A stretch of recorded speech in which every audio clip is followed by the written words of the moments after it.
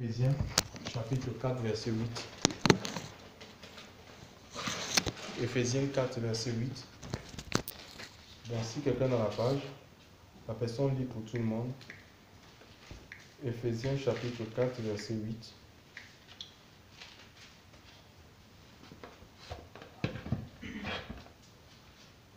C'est pourquoi tout le monde est à la page.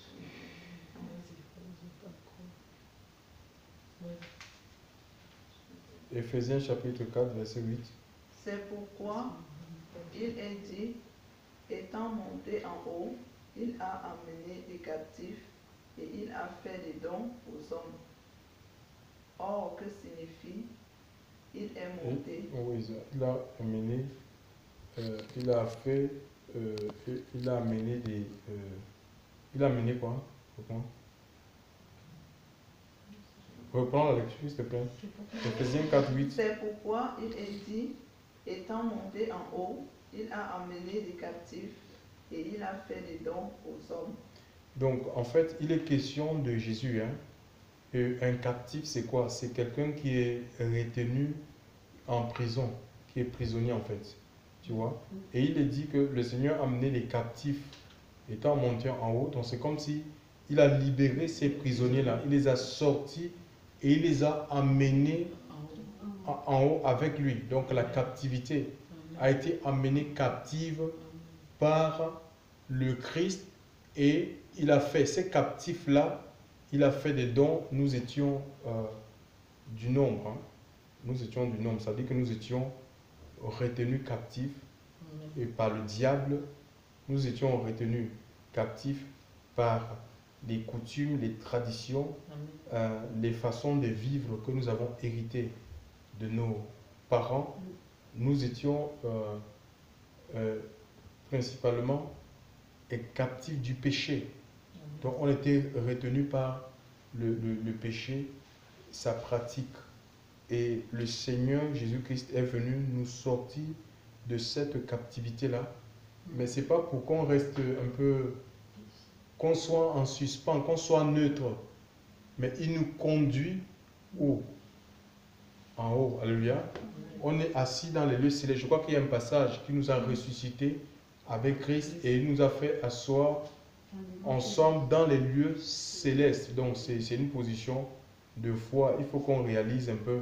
Nous, les chrétiens, les enfants de Dieu, doivent avoir les pieds sur la terre, mais la tête dans le ciel. Quand tu as la tête au ciel, tu ne peux plus pécher. Parce que la tête, il y a des yeux. Et si avec les yeux, on regarde, on peut convoiter, tu vois. Si ta tête est dans le ciel, tu ne peux rien, il n'y a rien d'ici-bas qui peut te... Oui, qui peut t'attirer. Donc, voilà. Et en fait, nous devons nous laisser amener. Nous devons nous laisser amener captifs. Parce que là, il y a des dons, en fait.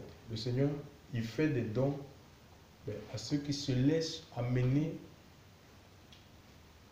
captifs loin des choses auxquelles on était asservis, tu vois. On était liés, on était enchaînés. Donc, il y a des choses qui nous enchaînaient sur la terre. Le Seigneur nous enlève, nous détache de ces choses.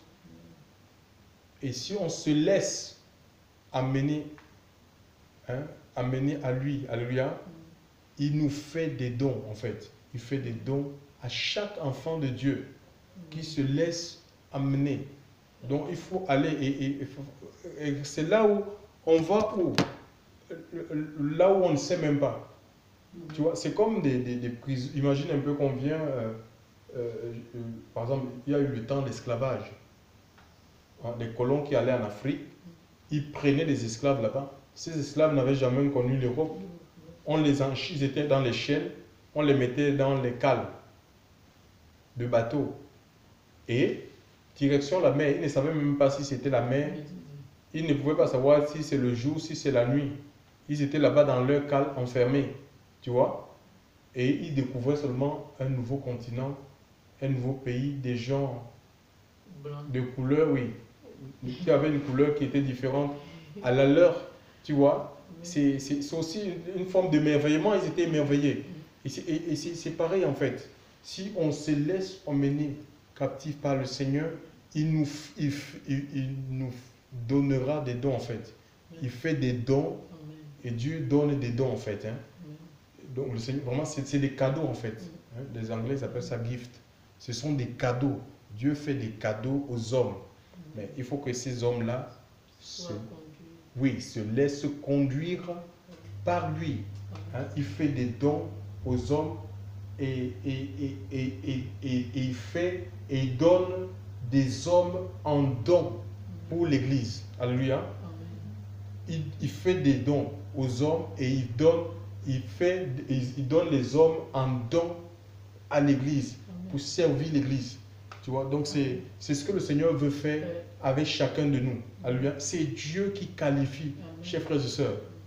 C'est Dieu qui qualifie. Ce n'est pas un homme. C'est le Seigneur. La meilleure école, la meilleure académie. Je ne suis pas contre les académies, mes frères. Ne peut pas te qualifier comme le Seigneur. Alléluia. En ce qui concerne le service dans le royaume des cieux, l'œuvre de Dieu, c'est le Seigneur. C'est le plus grand formateur, chers frères et sœurs, dans le Seigneur. Il faut accepter être entre ses mains. Alléluia. Donc, le Seigneur nous amène et il veut nous communiquer des dons pour qu'on serve, qu'on soit utile. Alléluia.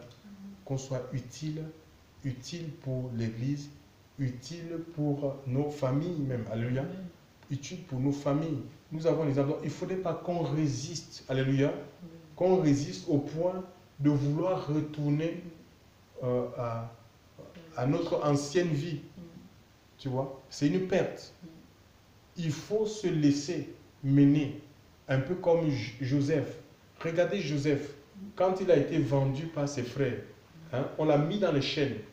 Joseph ne savait pas où il allait, mais pourtant il avait quoi? Il avait eu des songes, il avait eu des visions. Il n'a pas vu dans ses visions il n'avait pas vu qu'il était enchaîné, esclave, où il devait régner en Égypte. Il ne le savait pas. Mais il se retrouvait comme ça, amené par... Sûrement, il était en train de négocier, s'il vous plaît. Je ne sais pas où vous êtes en train de vouloir m'amener. Hein, laissez-moi, c'est ici que je suis né. Hein, j'ai mes amis ici, j'ai ma famille ici. Je ne veux pas aller. Mais c'était là-bas que le Seigneur avait prévu qu'il va régner, qu'il va gouverner, qu'il sera élevé. Alléluia. Un endroit qu'il ne connaissait pas. Et Dieu, le Seigneur dit à l'apôtre Pierre que quand tu seras vieux, un autre te saignera, hein, et te conduira où tu ne voudras pas. Et l'Esprit de Dieu nous sert. On est revêtu de l'Esprit de Dieu pour nous laisser conduire par le Saint-Esprit. Alléluia. Et l'Esprit de Dieu nous conduit dans les promesses du Seigneur. Alléluia. Dans notre établissement. Alléluia. Dans l'accomplissement. Alléluia. De ce que le Seigneur a prédestiné pour chacune de nos vies. À nous de nous laisser conduire. C'est une conduite, ça fait mal, mais ça vaut la peine, je vous assure. Ça vaut la peine. Plus tu vas te laisser conduire, plus tu vas entrer dans le repos de Dieu. Tellement tu seras la sérénité, la paix, une paix qui est profonde. Alléluia. Une joie qui est débordante. Les inquiétudes vont partir. Alléluia. Pourquoi? Parce que l'Esprit de Dieu gagne ta vie. Alléluia. L'Esprit de Dieu gagne ta vie. Il faut se laisser. Vous voulez être efficace dans l'œuvre de Dieu. Vous ne voulez pas être trompé, abusé, chers frères et sœurs, trahi, menti. Je vous assure, dépendez de l'Esprit de Dieu. Amen. Dépendez de l'Esprit de Dieu. Cultivez votre intimité avec le Seigneur. Amen. Si l'Esprit de Dieu vous demande de renoncer à certaines choses, de couper certaines relations, amen, ne cherchez même pas à vous poser la question. Alléluia, il faut le faire. Alléluia. Soyons sensibles à la voix de l'Esprit de Dieu. C'est le Saint-Esprit qui fait l'œuvre. C'est le délégué général. C'est lui qui a été donné pour conduire l'Église du Seigneur. Alléluia. C'est lui qui a été donné pour conduire l'Église. L'Église que nous sommes. Alléluia. C'est lui qui donne la direction. Alléluia.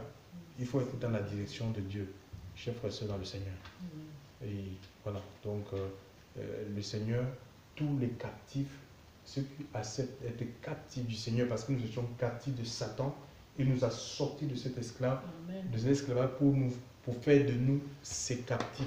On est des captifs libres en fait. On est des esclaves libres et il nous donne des dons, alléluia, Amen. pour servir, alléluia, pour servir, pour être ensuite des dons pour l'église du Seigneur, alléluia. Ce n'est pas pour occuper l'espace inutilement, c'est la prêtrise universelle. Chaque enfant de Dieu a quelque chose à faire, à servir, alléluia. Et le rôle des ministères de direction, apôtres, prophètes, évangélistes, pasteurs, docteurs, c'est d'outiller, alléluia, d'outiller l'église, alléluia, pour l'œuvre du service, d'outiller les enfants de Dieu pour l'œuvre du service, équiper en fait. Il faut équiper les chrétiens. L'église, on a laissé le fonctionnement des apôtres, et ça c'est l'œuvre de Satan. Ça veut dire qu'il a fait quoi? Satan a entravé la marche. Il est dit dans le livre de Genèse que tu écraseras la tête du serpent et lui il va faire quoi? Il va mordre ton talon, oui voilà. Imagine quand tu as un talon mordu, tu auras du mal à marcher. Et c'est ce que Satan a reçu.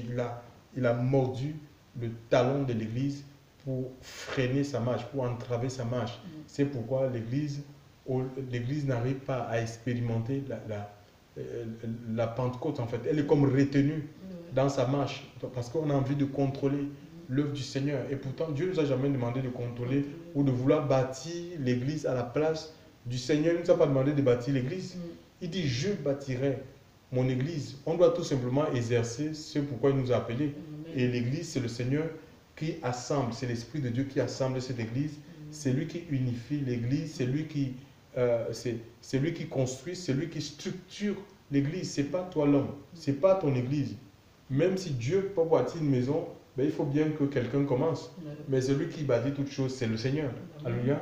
Donc il faut être sensible à la voix de Dieu. Quand on a envie de contrôler l'œuvre du Seigneur, en fait, on ne contrôle rien. C'est le diable qui va finir par tout contrôler. Tu vois? Donc c'est comme ça. Mais si on laisse Dieu le contrôle de toutes choses, mais Satan ne peut rien contrôler. Il ne verra que du feu. Alléluia.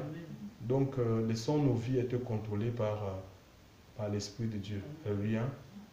Gloire au Seigneur. Que le nom du Seigneur soit béni encore pour ces instants.